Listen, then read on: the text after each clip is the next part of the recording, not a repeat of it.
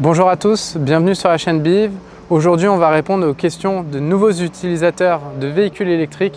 Comment recharger son véhicule électrique de manière simple au quotidien? Dans cette vidéo, on va s'intéresser à la recharge de son véhicule électrique à son domicile. Et il faut savoir qu'il existe plusieurs solutions en tant qu'utilisateur de voitures électriques. La première, c'est la prise domestique. Ensuite vient la prise renforcée.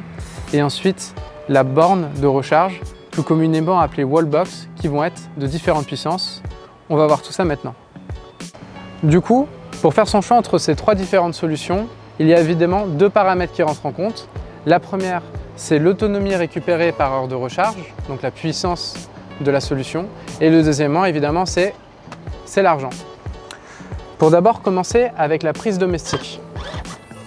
On va voir à quoi ça ressemble. Si vous avez d'un côté votre câble d'une prise domestique de 130 volts de manière tout à fait standard, et de l'autre, la prise du coup de type T2 qui est pour la charge lente, qui viendra se brancher ici dans votre véhicule. Il faut savoir qu'avec une prise domestique, c'est une solution qui est d'appoint pour laquelle vous allez récupérer 10 à 15 km d'autonomie par heure de recharge. Au-dessus de la prise domestique, nous avons la prise renforcée, qui est une prise domestique conçue pour la recharge des véhicules électriques, qui permettra d'avoir une autonomie plus importante, allant jusqu'à 3,7 kW, et donc une autonomie récupérée plus importante, allant jusqu'à 25 km d'autonomie par heure de recharge. Concernant la tarification, le prix de la prise renforcée oscille autour de 60 €. Et la dernière solution que vous avez pour recharger votre véhicule électrique, c'est l'installation d'une borne de recharge, plus communément appelée wallbox, où vous allez avoir 4 puissances différentes. La première va être de 3,7 kW, qui vous permettra de récupérer jusqu'à 25 km d'autonomie. La deuxième, une puissance de 7 kW, qui vous permettra de récupérer jusqu'à 50 km d'autonomie par heure de recharge.